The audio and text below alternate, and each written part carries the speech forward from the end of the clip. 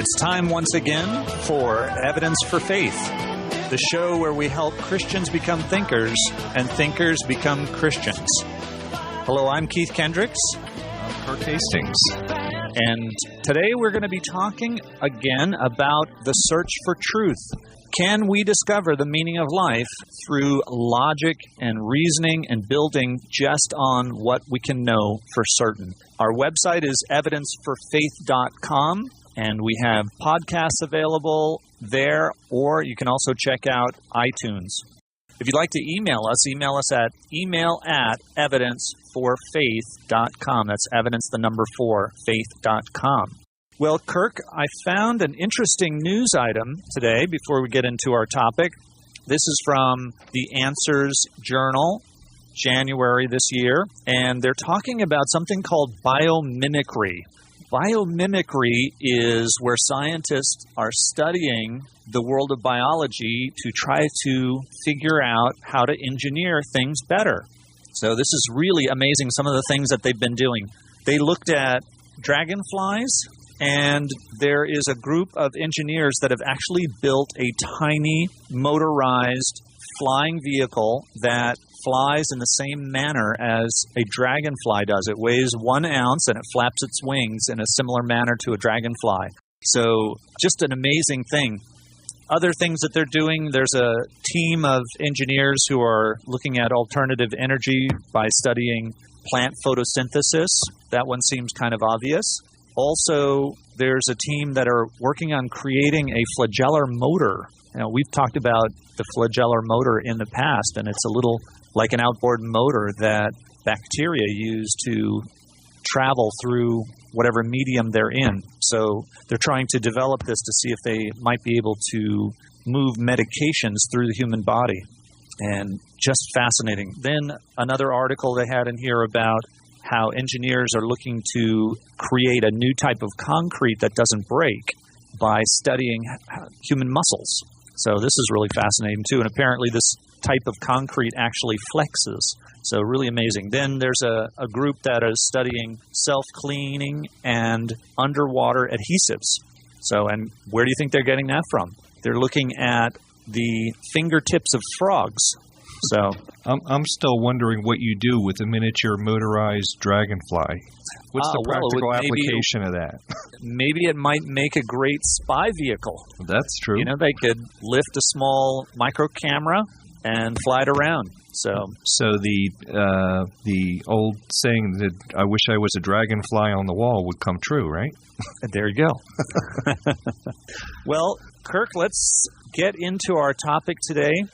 Can I make a quick announcement first? Oh, absolutely. I want to remind people once more about this coming February 12th, which is a very special day. It's Academic Freedom Day. It is also Question Evolution Day.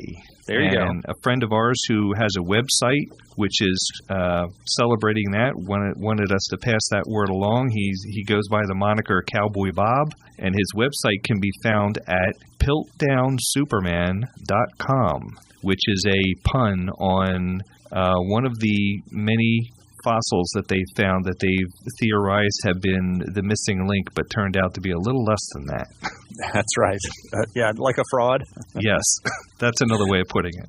Now, Kirk, what are you supposed to do for Question Evolution Day? Well, right now it's kind of tied in with Academic Freedom Day. It's just Cowboy Bob is trying to spread the word that it's okay if you have questions about evolution, or if there are some things that don't quite seem to scientifically fit together. It's okay to ask questions about it. Unfortunately, there's a lot of attitude in the modern media and even in scientific circles that if you even dare to question the idea of Darwinian evolution, you must be a crackpot or something. Right, right. So we're saying, no, it's okay to question it. If you have legitimate questions, scientific or otherwise, ask them.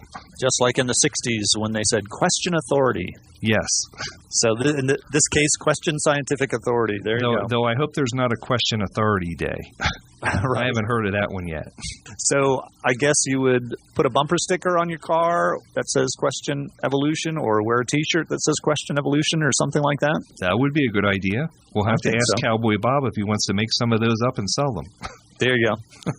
Well, today, this will be our third week. We're looking at the meaning of life, and can we figure it out just by using reason or logic? What we're doing is we're going through a book called Me, the Professor Fuzzy, and the Meaning of Life by David Pensgard. And we hope to have David on as a guest next week. But he's written a really intriguing book. He's obviously a very talented artist, and he's made a kind of a cartoon book, I guess. I don't know if there's a name. It's not really a graphic novel, so I'm not sure what you would call this. But anyways, whatever it's called, it's like a comic book, except it's a book.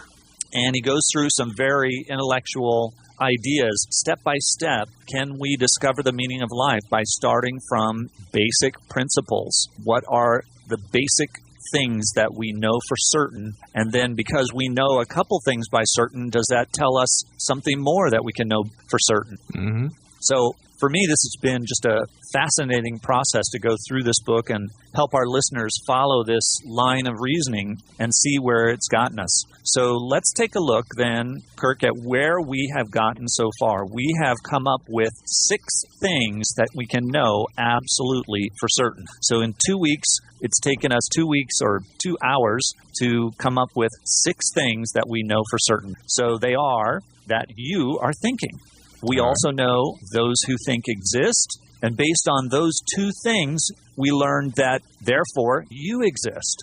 We figured out that because you're thinking, you exist in time. Okay, that's the 4th item. Mm-hmm. And then logically, we have to assume that the outside world exists, at least that it's certainly as real as we are. Mm-hmm.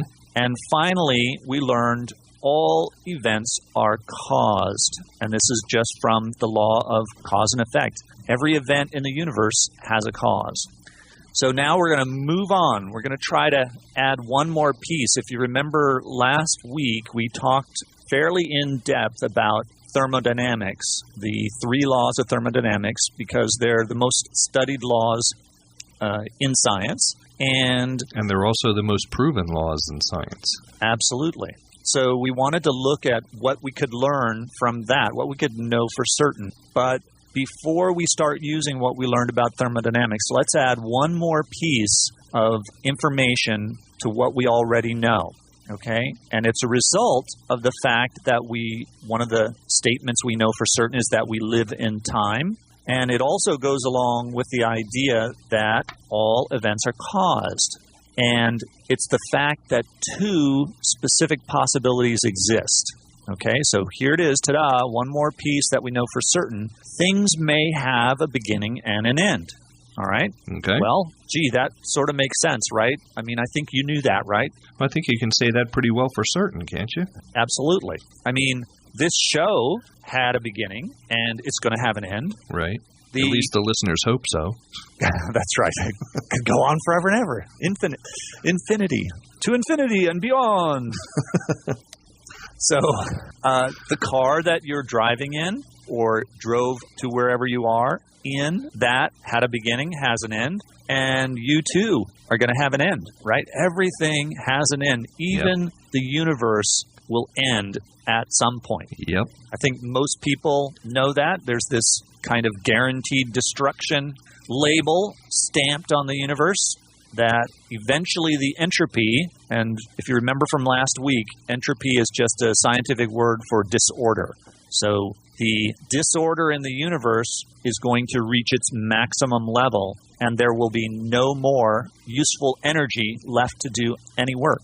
So all the stars are going to burn out, all life will die, and the temperature will be somewhere close to 0. As we learn from the 3rd law of thermodynamics, it never actually reaches 0, but it will forever be. The sun will burn out and all that kind of stuff. Yeah, exactly. Unless something big happens before that. So now we can add what we know for certain about thermodynamics, and that is the 2nd law itself. The 2nd law of thermodynamics is the most secure scientific law that can be obtained from observation. Right. Every experiment ever done has shown us that entropy or disorder always increases. So there's something more that we know for certain just by what we know about the universe. Entropy is always increasing, or disorder is always increasing. Right. Now, I'd like to say that go away for a while and leave your house or your bedroom or whatever by itself for a while, and then come back and see how much more orderly it is. Exactly. Yeah, it'll be covered in dust. Things will be starting to fall apart. Right. If you've left a pet behind, you'll see how much damage the pet can do. If you didn't leave food and water for the pet, you'll see how pets decay. Or how windows get broken when it escapes. That's right. So we know that all living things are deteriorating. I mean, I'm reminded of that just driving my car. It seems to be falling apart. Yes. All of our cars are very slowly or very quickly, depending on your car, falling apart. That's right. So it is absolutely certain that the end of the universe is coming. Yep. Okay? No doubt about it. There is something we can't doubt, that the universe is going to end. And this, as you recall from last week, it's a result of existence, time, and the second law of thermodynamics. So just like those old movies, at one point there's going to be a big flourish of music and there'll be a big "the end" across the sky, right? That's right. And that's how you know when an opera is over, right? When the fat lady sings. When the fat lady sings. Then it's over. So the second law of thermodynamics, then, that entropy is always increasing, leads us to another inescapable conclusion. One more thing that we can add to the list of certain things that we know are absolutely true. Right. And that is that the universe is winding down. Yep. Okay? So another building block into our edifice that we're building. In fact, in the book, Me, the Professor, Fuzzy, and the Meaning of Life by David Pensgard, there he draws actually these statements, these conclusions that we know for certain, as if they're chiseled in marble, and then he begins to build this big structure. Mm-hmm. So this is point number 7. The universe is winding down. Oh, good. You're keeping track. Yes. Point number 7. Or brick number 7, or however you want to say it. No, let's see. Weren't we up to 6 before? Yes. Well, we had 6, so this is number 8, because 7 was entropy is always increasing. So real quickly, we've added 2 more things. Entropy is always increasing, and the universe is winding down. Isn't that the same thing? Well, no, not really. Entropy is talking about anything, like you talked about cars and the house.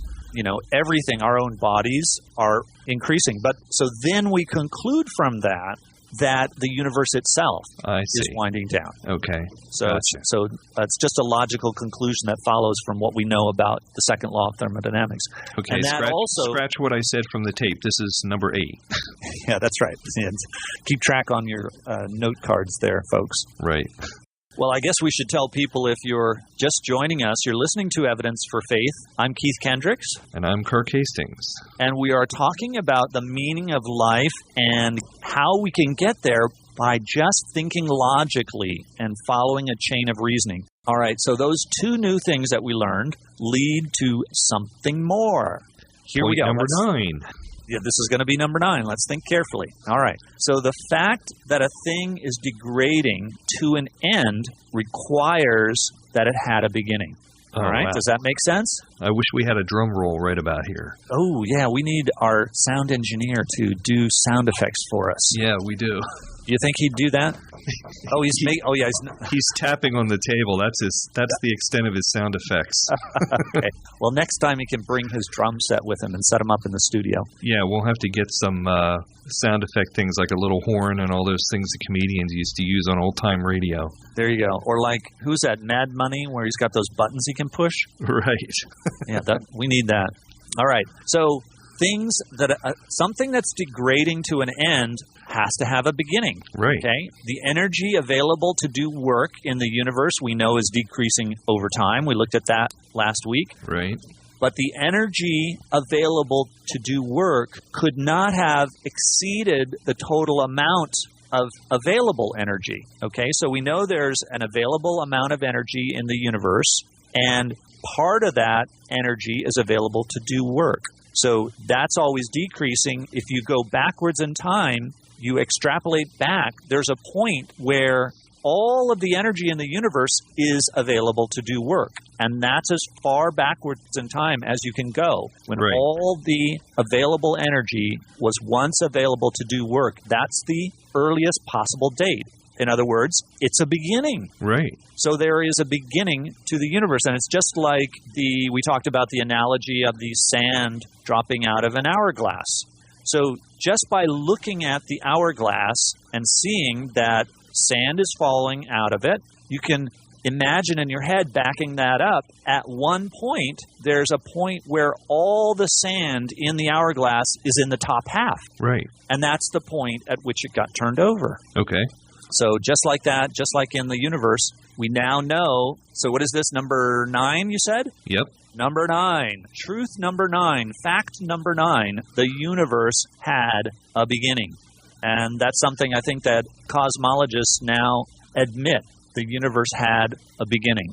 So we could also say that the universe, let's look at this in a different way. Let's look at this as motion, right? Things in the universe move around. So we're following the logic of David Pensgard in his book. He asked the question, what about motion? Where did motion come from?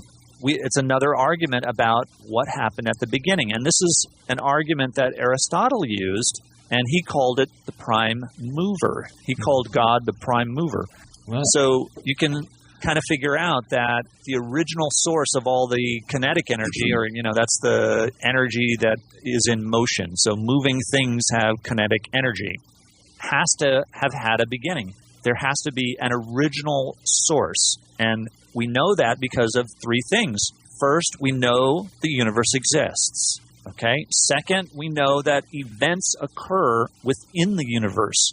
And third, we know that events require that something cause them. Mm-hmm. Okay? So there must be a prime mover. There must be something that started all the motion in the first place. If anything is in motion, then an original mover must have existed. It's like looking at a room full of dominoes all lined up. Right. Okay? Let's say they're all lined up. If nothing's moving, then you don't need an original pusher, right? Right. An original force. Then they're all going to remain standing up. That's right. And let's say that you walk into the room and you see that the dominoes are all starting to fall down. Right. Well, you know immediately that somebody pushed one of them over. Somebody or something. Or a breeze came in the window or whatever. Or maybe just the breeze from when you walked into the room. Right.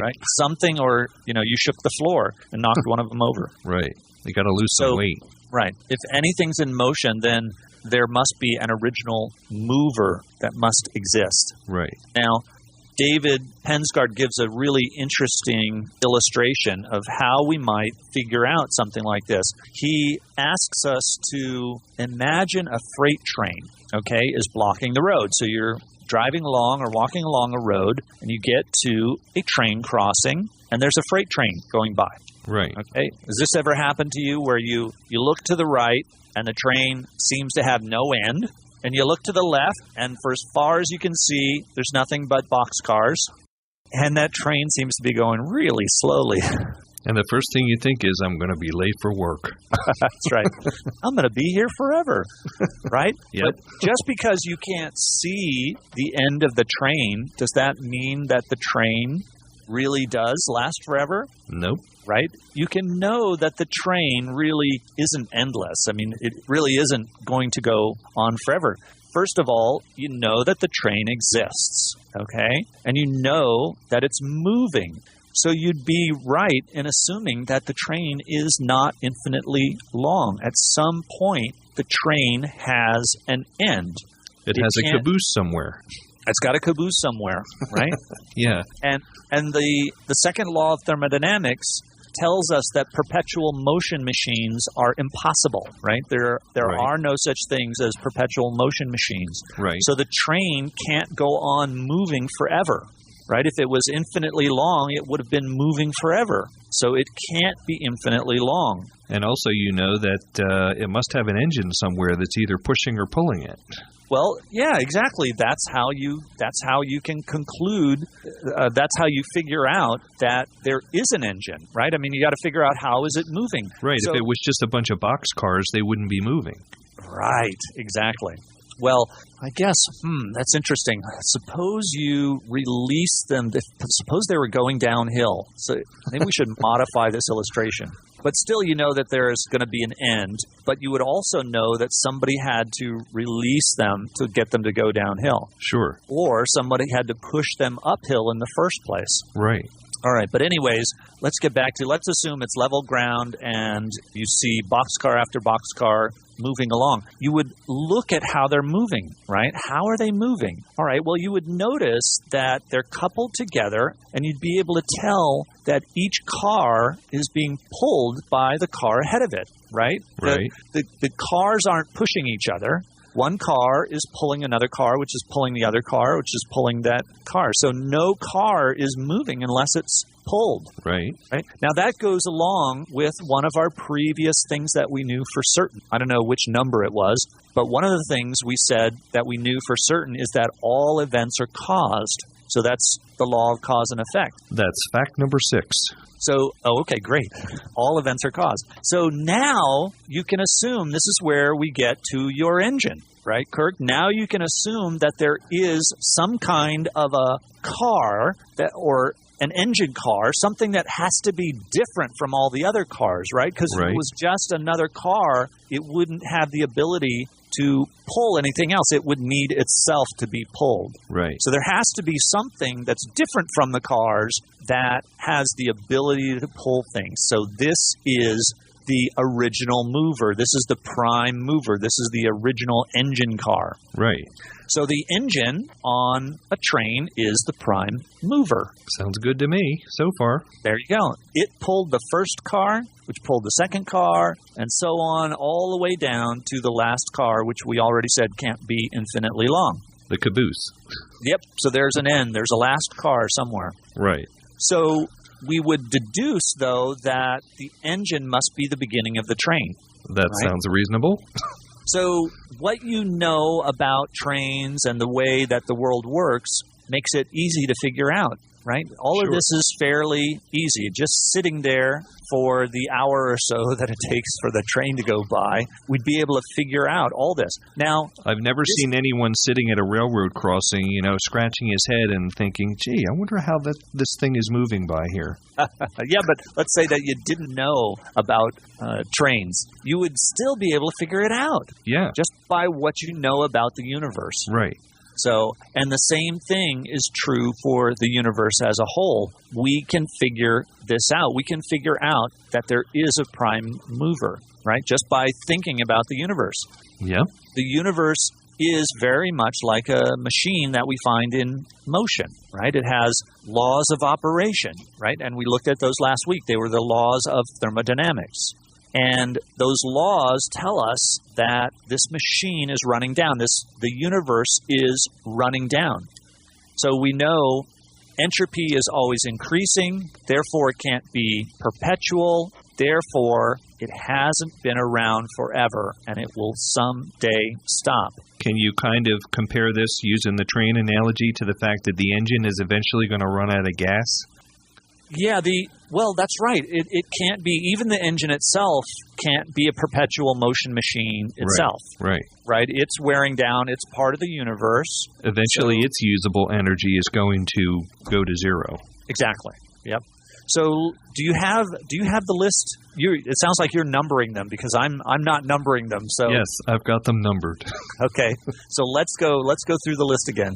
Okay, number 1 is you are thinking. Okay. Number 2 is those who think exist. Okay. Number 3 is you exist. Mm-hmm. Number 4 is you exist in time. Fact number 5 is the outside world exists. Number 6 is all events are caused. Number 7 is entropy is always increasing. Number 8 is the universe is winding down. Mm-hmm. Number 9, the universe must have had a beginning. And number 10, we are coming up on. And we're coming up on. So we're working on this idea about motion and is there a prime mover? Okay, so let's think about that a little more. We know that every little piece of our universe is moving, right? There are all kinds of molecules. It doesn't matter how small you make the piece, something's always moving. Planets are moving around suns. People are moving on top of planets. And inside ourselves, there's all kinds of motion, and even down to the atomic level. Molecules are moving around, banging into each other. Protons and neutrons and all that kind of stuff are moving around. Atoms and parts of atoms and all that. Right. So they're all pushing each other. They're bumping into each other. They're all, even I guess if, some of them are sticky, they could be pulling on each other. But the universe is just this world, and each of those would be an event, right? Each of those things that is happening is an event.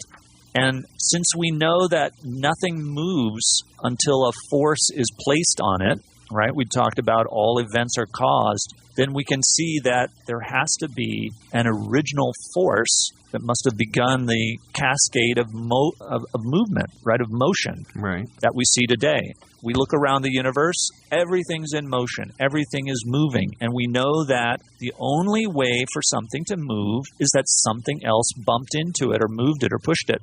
So again, this lets us add another proposition or another fact that we can know for certain to our list, and that is, dun-da-da-da, drum roll, motion requires a prime mover. All right, so what number was that, did you say? That was number 10. Number 10. We're up to 10 facts that we can know for certain. This is amazing. Right. We are making good progress. We're becoming mental giants here. I'm telling you. Yeah, actually, unfortunately, everything seems a little obvious, right? So although it should be anyway.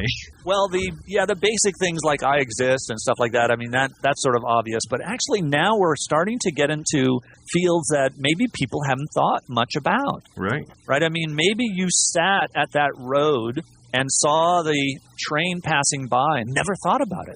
Right? You never thought about what could be making it move, how does it move, there must be an engine, right? You sort of just accepted things. So maybe you're just accepting the fact that everything is moving around you and that the only way for things to move is for something to cause them. I think they call it, there's actually a logical fallacy called lazy induction, where you've got two premises and you don't draw a conclusion from them. I guess you're just not paying attention or you're just not interested. But that's interesting. I think there's a lot of that going on today. I think lazy induction? Yes. Or lazy deduction, whatever it is. But if you do think about it, then obviously we can determine that motion requires a prime mover, what Aristotle called the prime mover. Hopefully most people, when they were fairly young children, figured all this out, kind of naturally. And then you get used to it, and then you don't think about it anymore. Yeah, it's true that children do do believe in God early on, but this seems to be something that's innate and built in from what the psychologists are telling us about studies of small children, that they have an innate belief in God. So this seems to be different from thinking about it logically. But I think that... Well, I don't know. Could it almost be like these 10 things we've gone through, that when you're a little kid, you just naturally put these things together in your head, and then you come to the conclusion, well, the idea of God makes sense, because if everything that I know is started by something else, then it must have been started by God, and you just, it's just a natural, logical progression for little kids. It's when we get older, we start trying to talk ourselves out of that. Right. Well, I guess that's the real point. For whatever reason, all children in all cultures have a belief in God. Even atheistic cultures, children start out with a belief in God. You have to be talked out of it. Right. That's exactly it. I think kids are naturally kind of logical and intelligent, and they know how to put two and two together, and you have to teach them along the way, something else. Because, there's certain basics in life that they kind of figure out for themselves. One of them is that God probably exists, and then they have to be talked out of that at some point. Yes, right. And So for whatever reason that maybe you haven't put two and two together, you can now know just by this thought experiment that the beginning of the universe is a fact of history. Right. And the logical conclusion from that is that something's responsible for it. So we're coming rapidly towards our what is the meaning of life? And that's what we're talking about. If you're just joining us, you're listening to Evidence for Faith. I'm Keith Kendricks. And I'm Kirk Hastings. And we are talking about the meaning of life. Can we discover what life is all about just by thinking rationally, just by starting with logic, not taking any assumptions for granted, trying to be open-minded, but using logic as a filter so that we accept only those ideas and concepts that are logical and rational? And what can we gain? What kind of knowledge can we gain? So at this point, let's go ahead and review again. Let's go through all these 10 things that we know. Kirk, you want to do the honors? Let's take a look at things we know, 10 things we know for certain. Okay. Once again, number 1 is you are thinking. Mm-hmm. Number 2 is those who think must exist. Right. Number 3, the logical conclusion is you exist. Mm-hmm. The 4th idea we've explored is you exist in time because it takes time to think. Right. All right. Number 5 is the outside world exists because we extrapolated from the fact that you exist and everybody else exists, then there must be an outside world outside you that exists because the other person is your outside world. Right. And even if it's impossible to prove that the outside world exists, it's impossible to disprove it. Sure. Too. So it's at least as real as we are. Right. Okay. Number 6, the logical conclusion number 6 is all events are caused, which we just explored with the freight train idea. Number 7 is entropy, which is losing energy, is always increasing. Right. Disorder. Yes, disorder. Yep. Number 8 is the universe is winding down. The universe as a whole is winding down because everything in it is winding down. Yep. All right. Number 9 is the universe must have had a beginning because anything that's winding down must have originally been wound up at some point. Right. And number 10, drum roll, the presence of motion requires an original mover. That's right. That's right. Your freight train must have an engine. Yes, it must. All right, so now let's see if we can add one more item. Let's see if we can add an 11th thing that we know for certain. Okay, all right. Let's look at one more aspect that we know about the universe, and that is we know that in the universe there is the presence of what we call order or complexity. Right. Okay? Well, have you ever wondered where it all came from? Where did all this complexity and order come from? Now, if you doubt that there's complexity in the universe, I have a good example for you. On Christmas morning, the bicycle set, the unassembled bicycle set that you gave your girl or boy. Yes. Try to put it together on your own without reading the instructions. That's complexity. Yes, things can get complex really rapidly, right? Yes. Or buy one of those pieces of furniture like a bookshelf or whatever that you have to put together yourself, and it says, oh, simple instructions. And 3 days later, you're still fighting with this thing, and the shelves are all crooked and everything else. That's right. That's right. So, and we know from second law of thermodynamics, entropy is always increasing. What is entropy? Entropy is disorder. Right. So we know that complexity is decreasing. So this goes along with what we were talking about, the other two arguments. So this is a similar argument to what we've looked at, that the universe had a beginning and that motion requires a prime mover. So that as disorder increases, complexity decreases. That's right. So this is an argument that's developed just based on what we know about complexity. Right. So because duplexity. That's easy for you to say. Too complex of a word to say. Right. So because complexity is decreasing with time towards a minimum value, right? It's going down towards zero. Right. We know that it must have started at a very high level back in the beginning, right? Makes it's one sense. Of those things. Yep. Something's going downhill. It must have been uphill beforehand. Right. Something's getting smaller now. It must have been bigger before. Right. Right?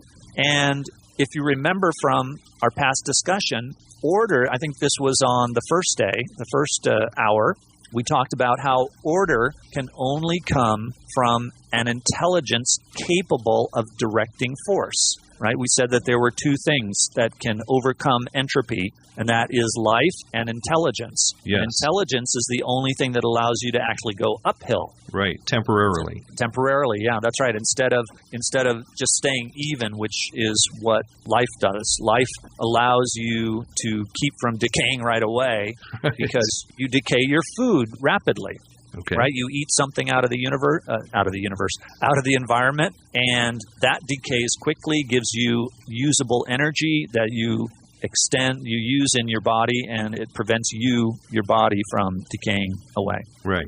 Well, what about evolution? Okay, doesn't evolution tell us that we can get complexity, that we don't need to have a high level of order at the beginning? That's what it claims. Yeah, that's right. They point to life. They say that life can do that job without intelligence through the process of evolution, through increasing mutations and then natural selection, selecting those mutations that are beneficial, and that can build up a more complex organism over time, right? So you're essentially adding complexity to the system. But even if that was possible, remember that evolution requires a replicating life form, right? You have to have reproduction in order to have evolution. Right. So what created the first replicating life form? Right? Interesting question. And then not even thinking about living organisms, what about the rest of the universe? Remember, the rest of the universe is also decaying. So what created the high order, right, or the low levels of entropy? Right. What in the universe itself? Where did all those high levels of energy first come from? That's right. So we know that the universe was younger near the beginning, and it was much more complex than it is now, because we look all around us and we see complexity decreasing. Right. So the evidence clearly indicates that the universe had an original designer. Or an original prime mover. There you go. So that brings us to the next thing we know for certain. Number 11. Number 11. Is that number 11 or number 12? I believe that's number 11. Okay. Number 11. The presence of complexity requires a designer. Okay, so we see how the last three seem to go together. The universe had a beginning because there's motion, we know there is a prime mover, and now the presence of complexity tells us that there is a designer. It requires a designer. There must be something that can reduce entropy and increase complexity. Right. Somebody who can begin the universe. There has to be a beginner. Okay. And logic dictates it would be something outside this universe, because the universe in itself doesn't have the ability on its own to reduce entropy and increase complexity. That's right. That's exactly right. And that also relates to, I don't know if I can find it here. I've got this where we talked about that article from Answers Journal. There was another article in here that talked about mathematics, and there was a mathematical proof. Yeah, here it is, by Kurt Gödel, I believe is how you pronounce his name. Gödel, yeah, I guess that's how it's got the umlauts above, the two dots above the O, so right. I think that's Gödel. So he lived from 1906 to 1978, and he developed what was called the undecidability theorem. And basically, let me see if I can get the quote here from this article.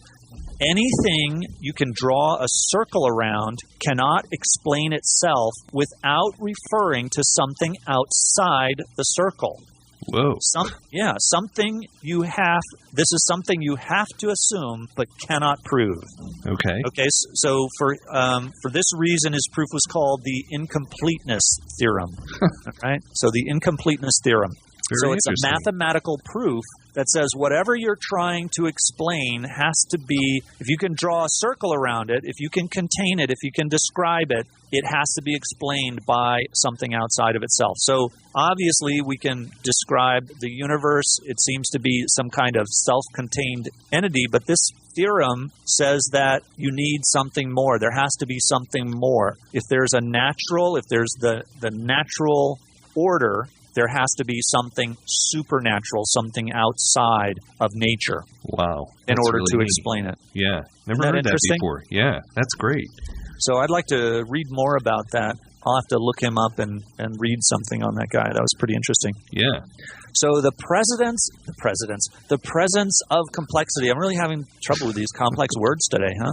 I guess so. The presence of complexity requires a designer, okay? And anyone who denies this really undeniable result doesn't really fully understand the power that the universe has to degrade and destroy complexity, right? I mean, think about it. Things fall apart very easily. The Yes. universe is just destroying everything. Organisms are going extinct. Anything that you build falls down. Oh, Kirk, do you remember that famous poem about the king? This wanderer finds a statue in the desert, and there's nothing there but this statue, and there's an insignia to this king. Somebody should call in and tell us who that was. Ozzy somebody. Is that ringing a bell? Ozzy Nelson? No. Yeah, a statue to Ozzy Nelson. That's the only Ozzy I know. Well, so the inscription reads something like, look at my amazing statue? Likeness? My amazing conquests or something, and shudder, all you people, and think about me, the great whoever, Ozzy somebody. I know I'm butchering this poem. It's a poem. And so the idea is that here is this broken down statue out in the desert, and this civilization is long gone, long forgotten, but they thought they were going to last forever. They thought this society, this city that they had built was going to last forever. And well, that's what they used to think about Imperial Rome. Yeah, absolutely, right? It was going to go on forever. Yep. But complex things just get destroyed.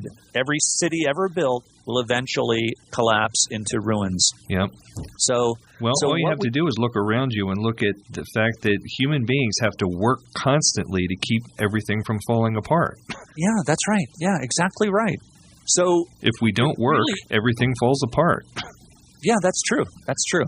So it really comes down to this. Impossible things never happen, ever. Right? And it took us all this time to figure that out? Well, think about it, right? It is impossible. It's impossible that the entropy of the universe can decrease, on its own. That is quite impossible. Right. It cannot happen on its own. It would be a direct violation of the second law of thermodynamics. Right. And as a result, it will never happen. And that also means that it never has happened. Right? It is impossible unless you believe in miracles. Uh-huh. Right? I mean, think about it. Something extraordinary must have happened in the past to set everything on the path it's on, because it couldn't have done it itself. Exactly right. Right? The fact that the universe exists as it does and that life exists is nothing short of a miracle. Yep. Oh, and I got a note here from somebody. It was called The Poem That I Was Brutally... You got the title? It is called Ozymandias. Ozymandias, and it's by Shelley. Okay. It's not Ozzy Nelson then. No, it's not Ozzy Nelson. It's Ozymandias by Shelley. Okay. So I guess I will have to do penance or something. I'll have to read the poem next week. I should look it up. You'll have to write it 100 times on the chalkboard. Yeah, exactly. Ozymandias. I'll have to memorize it. Yeah, well, thanks to that person for writing that in. The only way for complexity to have have increased is for a miracle to have happened. Right. The fact that the universe exists as it does, right, in this winding down, like a watch that's winding down, means somebody must have wound it up. Right. The fact that life exists is nothing short of a miracle. Right? Sounds reasonable to me. All right. So what is a miracle? Well, a miracle is something that happens even though it's physically impossible. Okay. Right? Right. And it isn't a contradiction to what I just said about impossible things happening. Okay, let's see if we can go through this. What do we have, about a minute? I would say we're out of time. Yes. All right, well, we're going to save that then. How is that? Is that a contradiction or not? I said that impossible things don't happen, so how can miracles happen? We will save that for next week. Thanks, everyone, for listening to Evidence for Faith. I'm Keith Kendricks. And I'm Kirk Hastings. And please send your comments or questions to email at evidenceforfaith.com with the call letters of the station that you listen to us on. And join us again next week for more reasons to believe. And always remember that the best reason for being a Christian is because it's true.